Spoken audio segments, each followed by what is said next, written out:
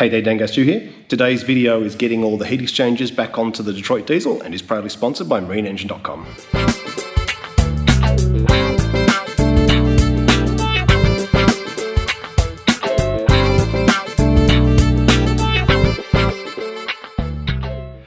Alright, first step in getting these heat exchangers back on is getting them cleaned up, so let's start there. The idea with a heat exchanger is that it works very similar to a radiator in a car, except instead of cold air blowing across the radiator and cooling the coolant that's flowing through it, you have another fluid flowing through it in one direction that cools a different fluid going in the other direction. This is the raw water heat exchanger.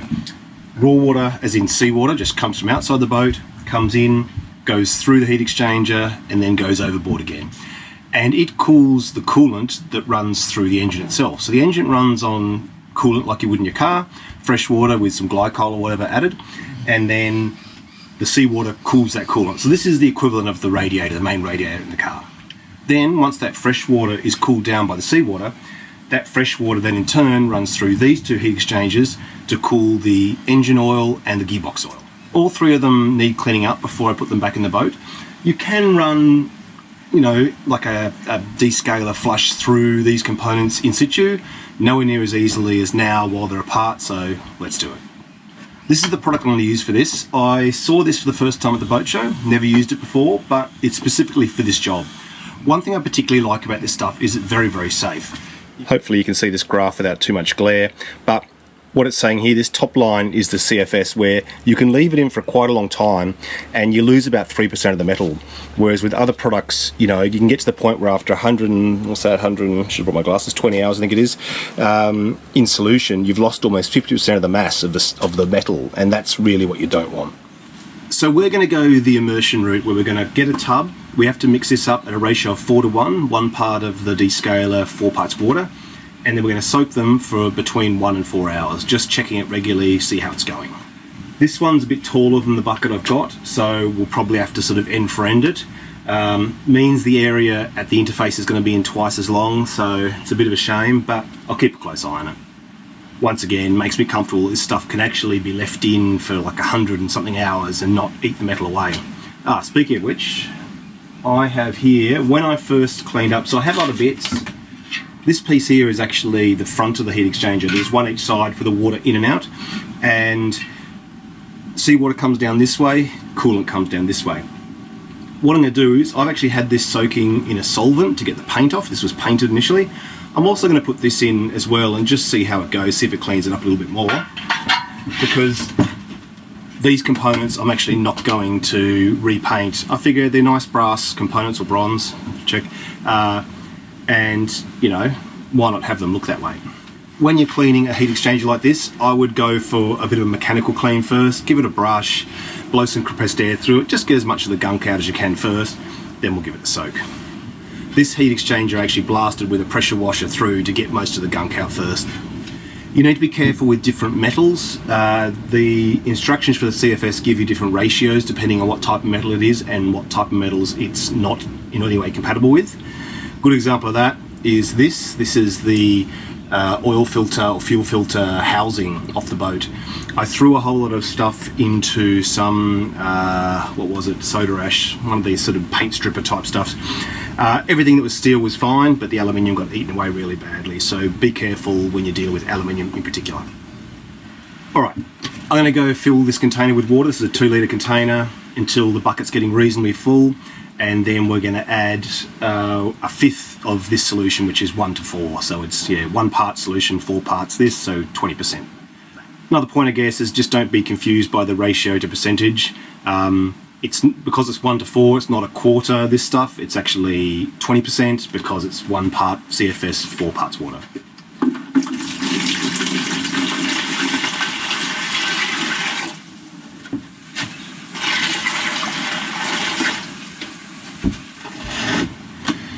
Alright, that's 8 litres of water, put in 2 litres of the CFS, leaves me a little bit of room for the displacement that the objects will cause.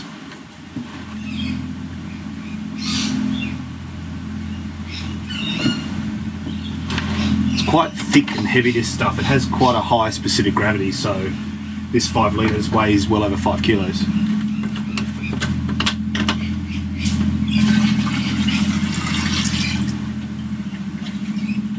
This stuff's also biodegradable, which makes it nice when it comes to disposal. It's nothing too nasty to get rid of.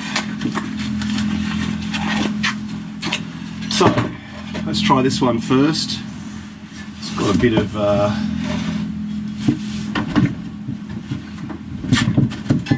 gasket on the back edge still, so we'll get rid of that. Okay, part one. That's what it looks like. Hang on, I'll bring you over the light. So this is what the part looks like now. This is what it looks like before anything goes in it. Let's see how we go. Oh good, we're going to fit.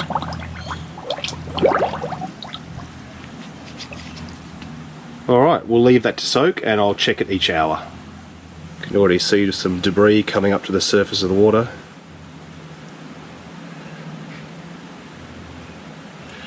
I might turn it around a few times just to get any trapped air out of it.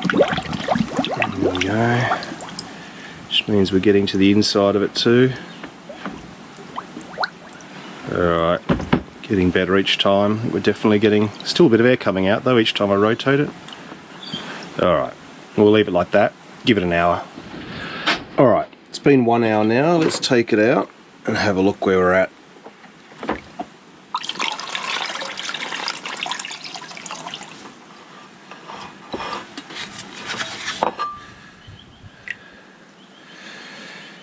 Certainly looks a lot cleaner. It says between 1 and 4. I reckon I'm going to give it 1 more hour, 2 hours. Then we'll just give it a little bit of a light brush maybe. Or maybe a bit of a light brush before we put it back in. This is just a nylon bristle brush, so nothing too serious. Probably makes sense to get some of this stuff that's now loose off before it goes back in.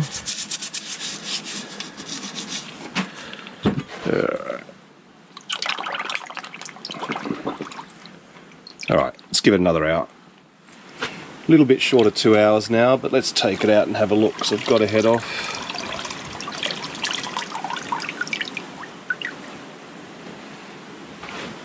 Yeah, definitely a bit cleaner again. Alright, I'm going to give this a really good rinse with fresh to get the solution off it, and then I'll pop the other one in for a couple of hours as well. Alright, here's the second of the oil heat exchangers. Oh yeah, looks much cleaner. We'll take this one over too, and I'll stick it on the tap and just show you.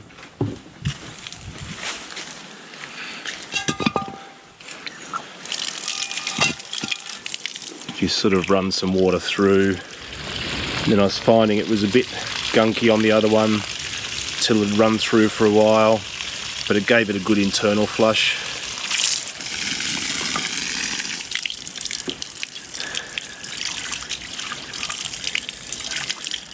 Okay, this one's kind of the worst because it's the one that the salt water runs through. This has salt water cooling fresh water, whereas these ones were fresh water cooling oil.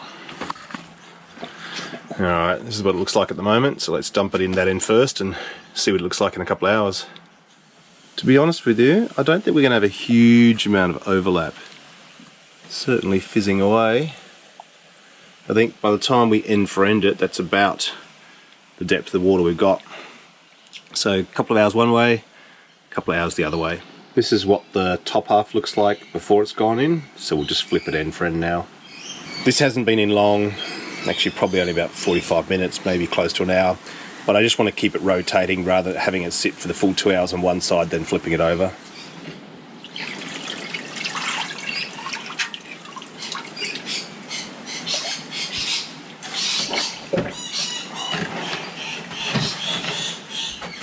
Just topping it up with a bit more CFS and water just so that the fluid level reaches past halfway where it was before.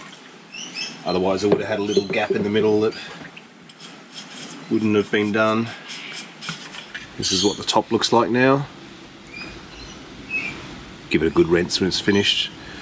Actually, now that that's out of the water, maybe I should have actually rinsed that then put it in the other way around. Otherwise this does have the solution sitting on the surface of it. Let's do that. Give it a good rinse, then I'll put it back in this way. I'll flip it again. Hasn't been in long. It's obviously not finished, but it's doing a good job. Somewhere down in this primordial ooze is a puller that was really crusty and rusty that I actually left in there overnight.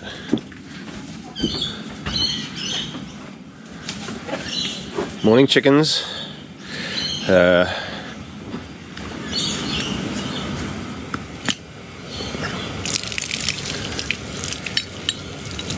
Speaking of chickens, this is Daffy, my injured chicken. Yes, I know Daffy's a duck name.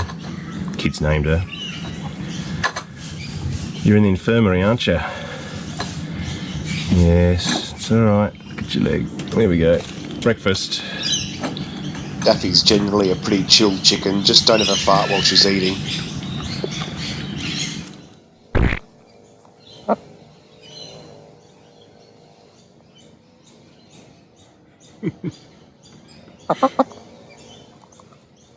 I'm going to do this end of the main heat exchanger again. I'll clean this up with a brush as well. There's a bit of dirt and a bit of mud really.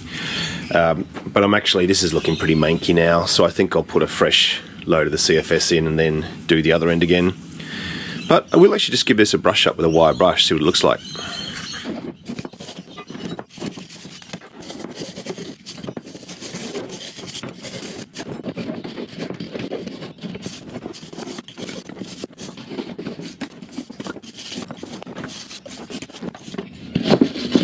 Looking like it's still got some life left in it. I wish I'd been able to film it before I popped it in. The camera was flat and I didn't really think to go and get my phone, but it's looking heaps better than it was. After that slime, it's quite nice to see a fresh batch. It's interesting, it starts out this colour. As soon as you pour it in the water, it sort of goes green. Alright, let's soak this end of the heat exchanger just a little bit longer. Maybe another 30 minutes. While I'm here, I might try these heat exchanger caps too, see if it makes any difference to those.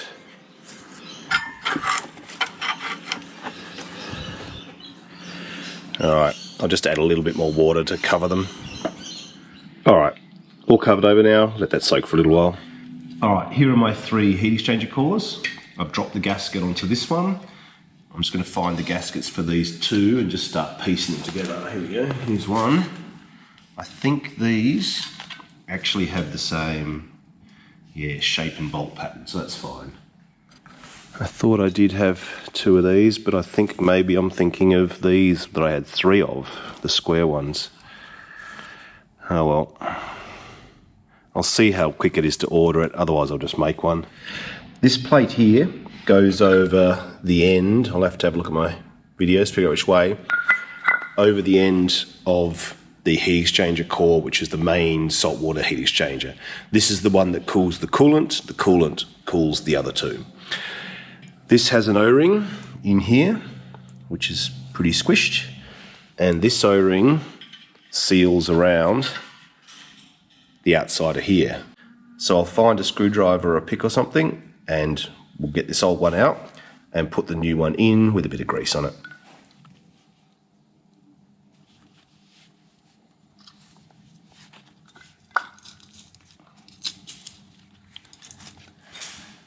I will clean this out, brush all this gunk out, and then see if we can get this in. I'm actually tempted to take this home and give it a soak and then repaint it. It's great having the workshop to do this job in. Big thanks to Dean for that. But it just means things are spread across a couple of locations again. You know, I think I'm going to do that. I'm going to take this home, clean it, paint it again, fit the O-ring, bring it back. It's no big deal. Alright, what I'm going to do now is I have kind of an oil gallery. It just connects. I'll show it to you, hang on. Let's get some gloves. It's in some gun wash solvent at the moment. Just getting some old paint and stuff on. Clean the old paint off, put it on the wire wheel, and I've got to make a couple of gaskets for it. This part feeds the oil lines that go to the gearbox, so I believe it's a part of the engine's marinisation, so it's not that easy to find the factory gaskets from a Detroit, parts specialist. So this is what the solvent's done to this paint overnight. Should be able to wipe the bulk of it off, but we'll brush the rest.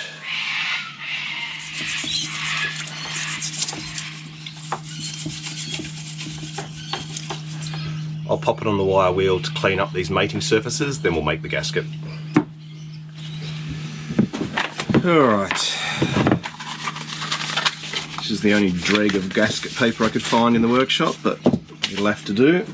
Let's try some of this spray grease. Oh, I can't find anything at the moment between the workshop, the boat, the car. Moan. Alright, let's see how this stuff goes.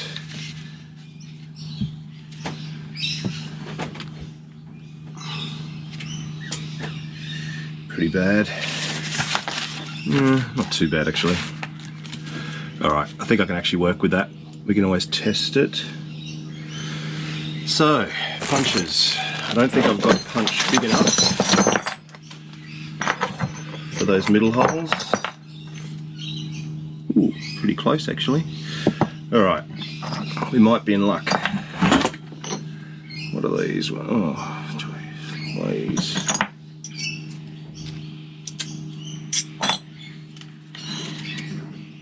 It's not bad either. Punch your holes before you cut them out, because it stops the edge distorting.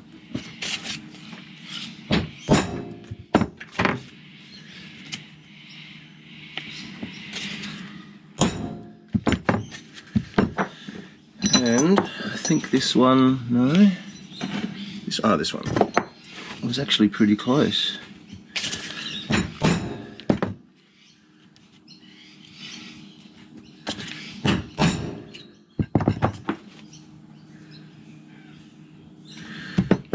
Just having a look at the real thing quickly to get a sense of how the lines actually go.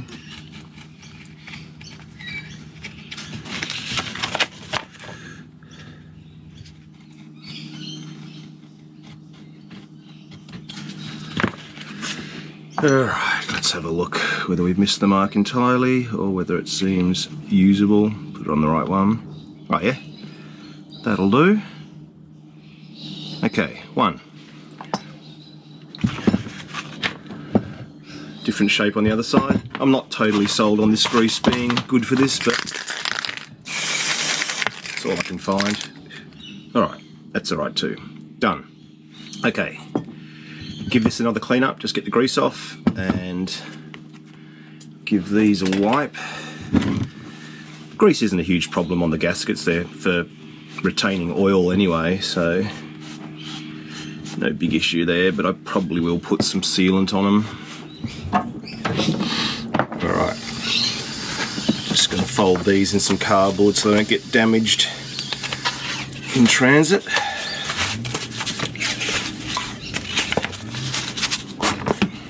Alright, let's go. I'm going to try and clean up the bronze housing for the Jabsco pump, and I was fishing with my mate Steve earlier this week, and he used to work as a conservator at the Maritime Museum, and he was saying citric acid is the thing to use on these. So I went to just a supermarket today and somewhere, here we go, bought citric acid. It's just a food grade product, and he was saying about sort of 5 to 10% by weight. I think they say 1 to 5% for objects, but that's if it's like a really delicate object that you're conserving for a museum and you're really worried about not damaging it. I'm thinking I'm going to go around 10% just because it's a large item that doesn't need a beautiful finish, just to get it happen faster. So it's by weight, so these are 75 grams. So I've got 6 of them. So what's that, 450? So about 4.5 litres to 450 grams of citric acid.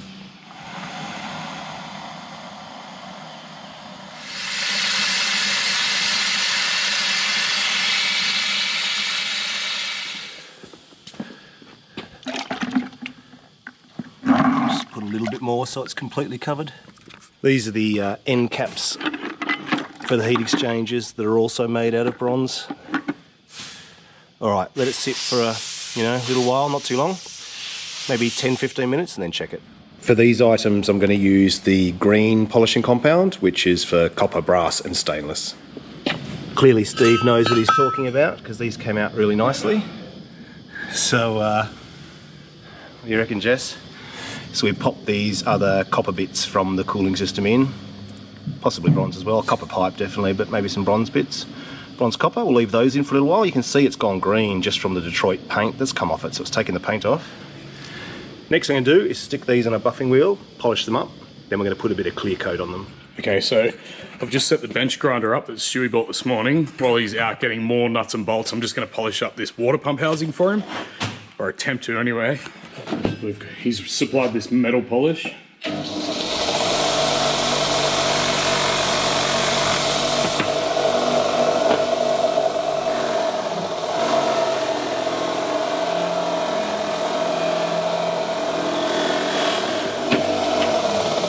As you can see, that's coming up real nice already.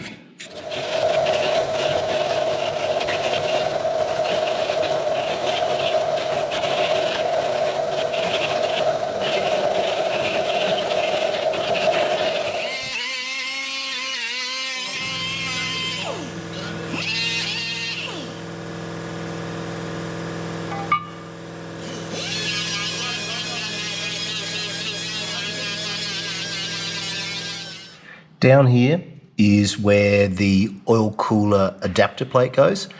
You can see these engines, there's a plug here and there are plugs here and the dipstick here. So it's designed to go either way. We could have that oil cooler this side, gearbox at the front, the block's pretty much symmetrical. In this case, we've got this side blocked off and the oil cooler here, but we could have the dipstick here and the oil cooler there. Anyway, that's cleaned up now. I've got the paint cleared off this mating surface now, so I'm going to put a little bit of Hylamar on the two gaskets and get ready to mount this adapter plate. These are the two gaskets for here. Like this, I'll spray both sides and let that dry for a couple of minutes. This is the adapter plate itself, just found the right bolts for it, got some new ones for the longer ones, and just got a bit of fresh paint on here, so I'm just letting that dry before we mount it. In this temperature, that won't take long to dry though, so let's get the Hylamar onto these gaskets and give that a chance to start to set. So this is a Hylamar I'm using, bit of a universal jointing compound. I quite like this stuff.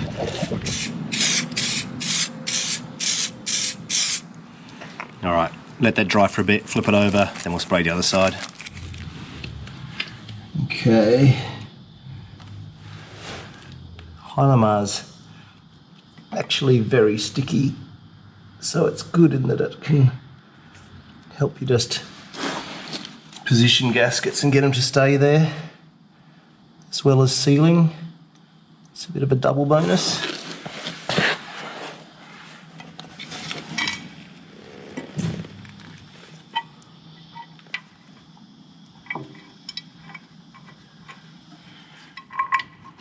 So this particular cooler is the engine oil, and these two hoses will go up to a remote oil filter, which was mounted onto the inside of the coaming. I'm just going to put a little smear of lithium grease on each bolt. Some people prefer oil. I find lithium grease quite good in a marine environment.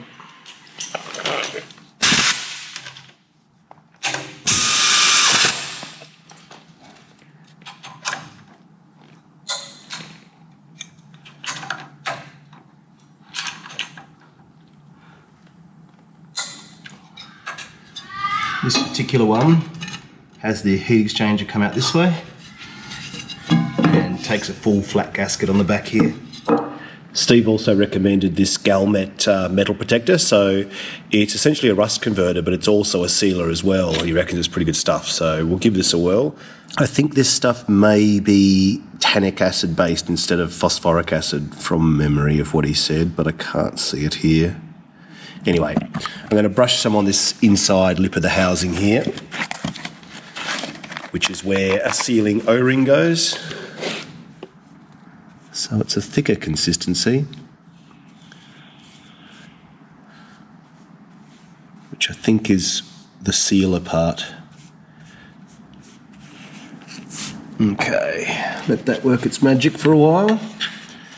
And we'll clean off the excess residue This is the output side of the heat exchanger.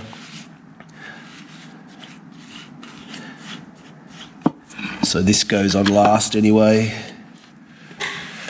All right, next thing to do, I'm going to spray up this side. I'm going to put a Hylamar spray on 4 of these gaskets.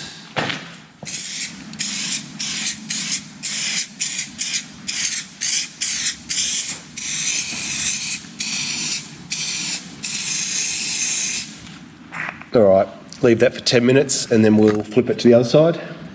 In the meantime, I've got all my bolts ready. So we've got the longer ones for the side with the O-ring housing and the shorter ones for the input side that doesn't have that. Okay, Hylamar's had a chance to dry for a little bit, so let's go put this main heat exchanger in for the engine coolant. Right, let's put the gasket on here first. Slide that right down. I've cleaned the surface up here, but I'm quickly going to run a thread repair tool through these just to clean out the paint that's gone into the threads.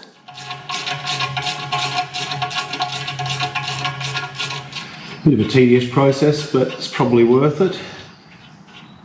I just figure all this stuff, it's never going to be easier than it is now. Plenty of space around the engine. Clean the threads out. Put some grease on the new threads. Definitely going to make it easier to work on in the future.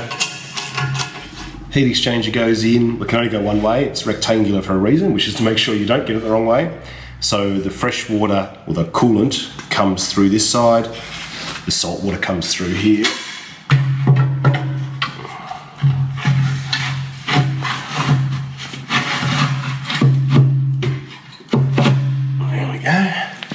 Interesting with this Galmet, it's gone blue inside this part, which has been on 5 minutes, and then it's gone very black on this part that's been on about 10 minutes. Alright, here's our end cap. Another one of our Hylamar gaskets on the outside. So a little bit of grease on the threads and a lock washer on each bolt is the service manual's recommendation. Alright, this end cap has a top here, which is where the anode goes, which A means it's not going to leak as much. If it does leak, we'll put thread sealant, but B just makes it easier to change, given it's a service item.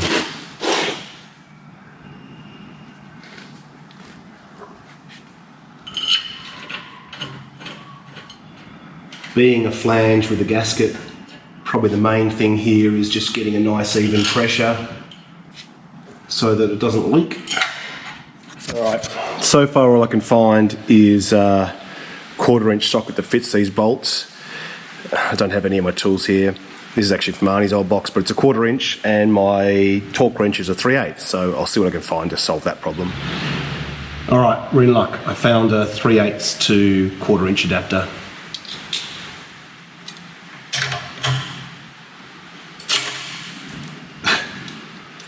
Yeah, that was a good socket. Alright, that socket was a 1/2 inch. This is a 17/32, so I think we'll still be in luck. Alright, this is the new anode for the saltwater side. Just going to put a bit of thread sealant on it. If I can remember which way is open, this way.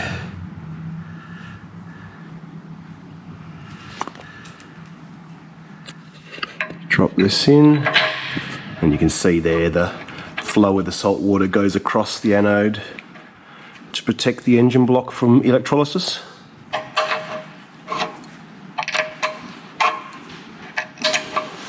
Okay, let's have a look at the other side. This side, there's a housing with an O-ring that seals around here. So we need a gasket against here and an O-ring around here. That's how it gets sealed. But I'm going to run the thread repair tool through all these threads first as well. These are our last 2 gaskets. Let's bring these over. So, one onto the heat exchanger. Hopefully it's still wet enough to stick. Yes, good. Thank you, Hylamar. Here I've just got a little bit of rubber grease. going to put some rubber grease on the O-ring that goes in there. Just smear it right round. It's going to help it bed into the housing as well as slide onto the heat exchanger core. And we'll fit that in, hopefully easily.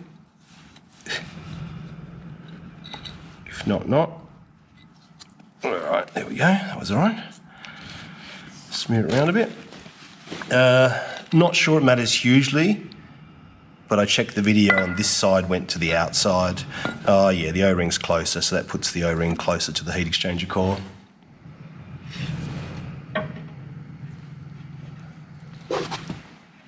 Alright, felt like a pretty snug fit, which is good from a leaking point of view. So the O-ring's just sealing the gap between the outlet on the heat exchanger core and this housing. And then obviously the gasket's sealing the inside there. One more gasket on the outside. As before, anode to the top.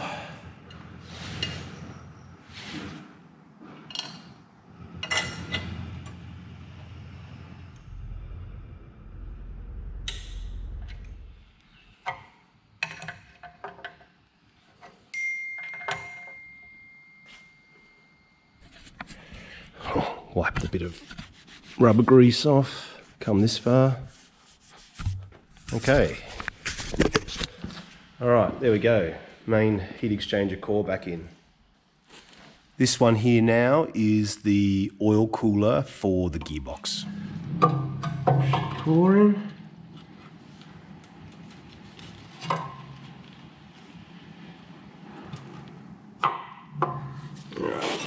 We're going to have to, actually what I'm going to do to avoid that happening, just going to assemble this all together.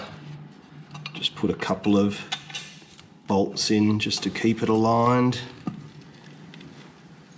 Alright, I'll just make sure we can get all the others started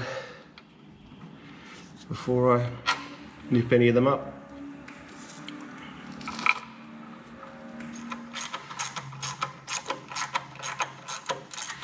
Alright, I'm just going to torque it up in a bit of a spiral pattern, starting from the centre, going out.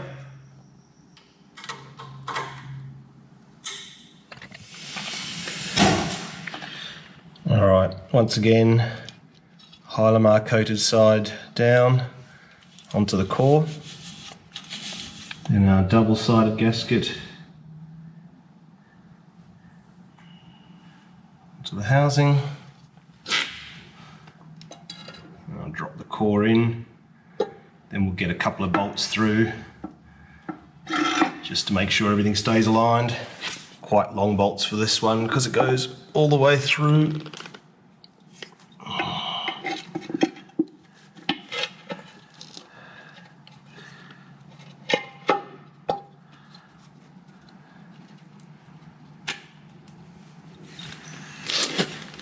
Now this pipe here attaches to this pipe here, so it's the water pump outlet coming in here. So normally you'd put your rubber seal here and a hose clamp, but because the supercharged unit's coming off again before I finish this install, I'm not going to do that now.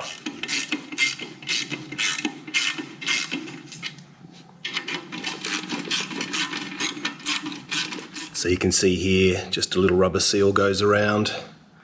Looks like this.